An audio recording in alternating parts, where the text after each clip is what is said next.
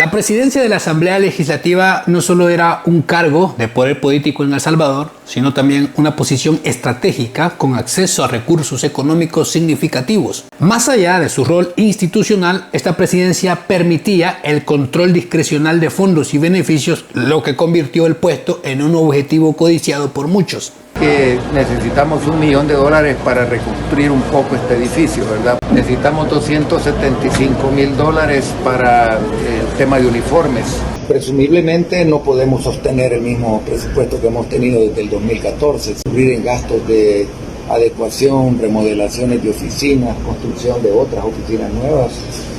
Con el paso del tiempo, distintos titulares aprovecharon esa cercanía al dinero público para su beneficio personal, mostrando cómo el acceso a estos recursos fue utilizado para llenar los bolsillos más que para servir al interés colectivo, y uno de ellos fue Norman Quijano. Cuando Mario Ponce, del partido PCN, asumió la presidencia de la Asamblea, no tardó en destapar una de esas joyas administrativas que suelen quedar escondidas bajo la alfombra institucional: una tarjeta de crédito de $11,500 mensuales para el presidente de la Asamblea, pagado con fondos públicos.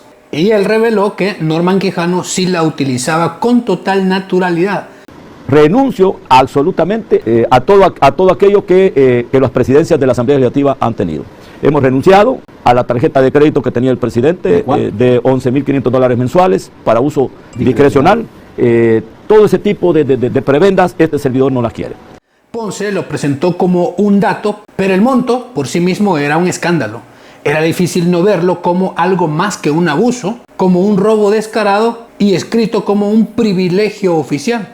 Porque, siendo honestos, no existe una explicación seria, ni una teoría, ni en la imaginación más indulgente, la más creativa, para justificar que podía necesitar semejante suma de dinero un funcionario para gastos personales dentro de un cargo público. Esa cifra no sugiere trabajo institucional, sugiere un robo hacia billeteras privadas bien alimentadas. Y en los 18 meses que Quijano ocupó la presidencia legislativa, aquella tarjeta de $11,500 mensuales acumuló casi $250,000, un monto plenamente descarado y exagerado. Ese monto nunca se esclareció, nunca se supo qué pasó con ello. Lo más llamativo es que, pese a la magnitud del despilfarro, Mario Ponce reaccionó con una tibieza llamativa.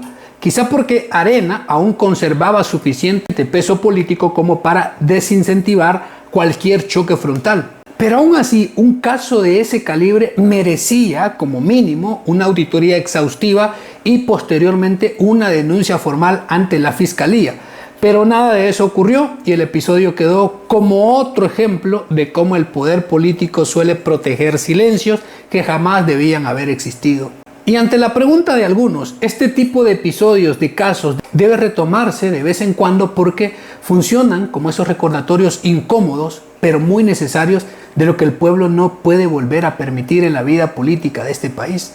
Y cuando Norman Quijano anunció su salida de la presidencia de la Asamblea, adoptó un tono solemne, asegurando que dejaba el cargo con la conciencia tranquila y afirmando que había cumplido con responsabilidad e institucionalidad. Agradeció el apoyo recibido y presentó su despedida como un relevo natural dentro del marco institucional. Pero detrás de aquella declaración pulida se escondían realidades que jamás mencionó. Él sabía perfectamente que durante ese tiempo disfrutó de esa tarjeta de $11,500 mensuales y que nadie le reclamaría por el uso de todo ese dinero. Y quizás hubiera deseado retirarme en otras condiciones. Justamente en este momento estoy recibiendo un agravio serio, difamante. Déjenme decirles que tengo mi conciencia tranquila ante Dios. Y eso equivale a $70,000 mensuales de alquiler.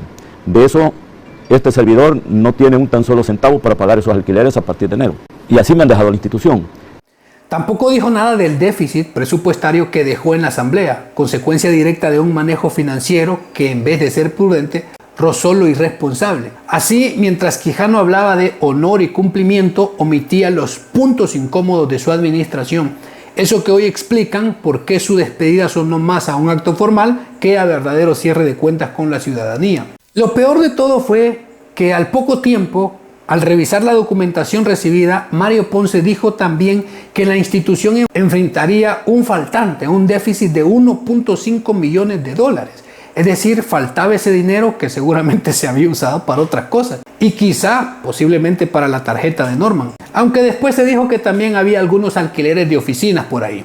Dicha situación fue reconocida por el mismo Quijano, bastante descarado, quien a pocos días de finalizar funciones confirmó y lamentó el desfinanciamiento con el cual él entregaba la presidencia de la Asamblea. Lo que en teoría sucedió fue, según Quijano, en el afán de construir un nuevo edificio, procedió a alquilar oficinas externas a la Asamblea y se habría gastado alrededor de $800,000 de manera irresponsable. La justificación fue que el edificio de la Asamblea Legislativa había tenido daños por un fuerte sismo allá por febrero del 2019, por lo que diversas fracciones legislativas habían buscado instalaciones provisionales ante el peligro que representaban los daños a las instalaciones del edificio. Al ascender a la presidencia, Mario Ponce, en sustitución de Quijano, dijo que trabajaría ya sin rencores ni venganzas.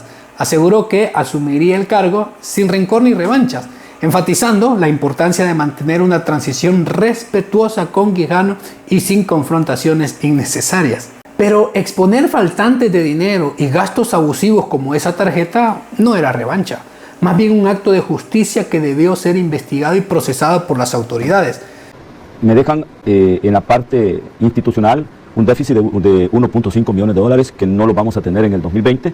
Buscar una salida o una solución, digamos, para poder cubrir el pago de las planillas de empleados. El doctor lo expresó públicamente que me dejaba un déficit de 1.5 millones de dólares.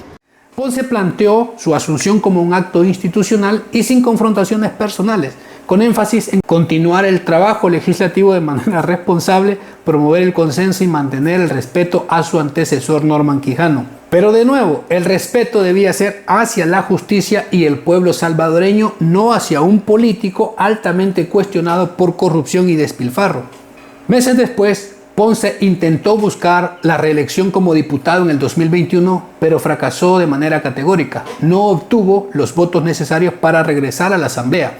Su derrota no solo reflejó el terremoto político que arrasó ese año con casi toda la vieja clase legislativa, sino también el desgaste acumulado por su gestión marcada por una actitud de excesivo consentimiento hacia Norman Quijano durante la transición y la convivencia en la junta directiva. Ese rol conciliador que para algunos proyectó institucionalidad, para buena parte del electorado, terminó interpretándose como complicidad pasiva frente a decisiones cuestionadas y señalamientos directos a Norman Quijano. Y en un momento en el que la población exigía rupturas tajantes y no continuidades, esa percepción pudo haberle costado caro en las urnas a Mario Ponce. Incluso el propio Quijano terminó reconociendo, aunque de forma indirecta, el desorden administrativo y presupuestario que dejaba tras su paso por la presidencia. Habló de un presupuesto desfinanciado, de necesidades que no logró cubrir y un déficit que tendría que enfrentar la nueva directiva. Aún así, mostró evidente tranquilidad al momento de entregar el cargo.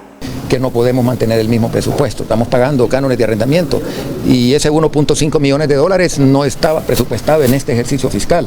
Ahora lo recibimos, entonces el mismo 1.5 para empezar lo vamos a necesitar para el otro año.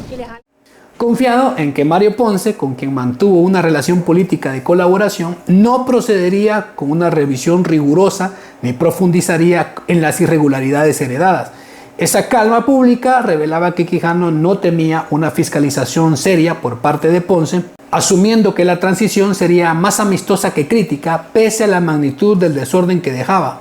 Así, otro episodio más que terminó acumulándose en el expediente moral de corrupción de Quijano, un caso lleno de irregularidades y que quedó únicamente en el debate público, alimentando la indignación ciudadana, pero sin producir consecuencias judiciales.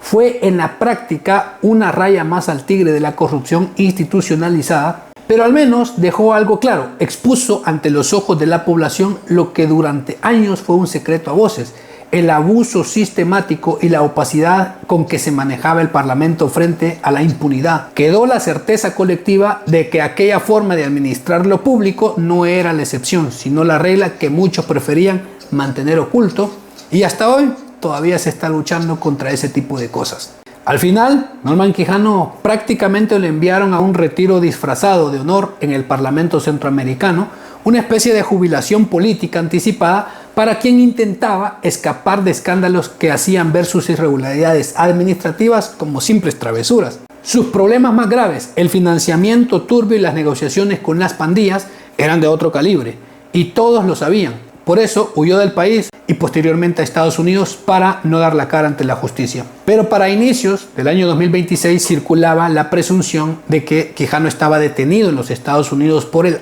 ICE, no por un entramado político complejo, sino por algo bastante básico, que su visa había vencido y había estado más tiempo en territorio norteamericano del permitido, demostrando que ni para fugitivo le alcanzó el orden. Sin residencia y a la espera de deportación, la ironía era evidente. Después de tantos años esquivando la justicia, su regreso podría no darse en un vuelo diplomático, sino en un avión de deportados directo a rendir cuentas, donde siempre juró estar dispuesto a hacerlo, en los tribunales salvadoreños. Y a Quijano siempre le gustó hablar de orden y transparencia, pero terminó viviendo lo más transparente de todo, sin una billetera en prisión y sin una sola tarjeta de crédito que esconder, y con tanto miedo encima que ni para pagar el cargo por pánico le alcanzaba de llegar a El Salvador.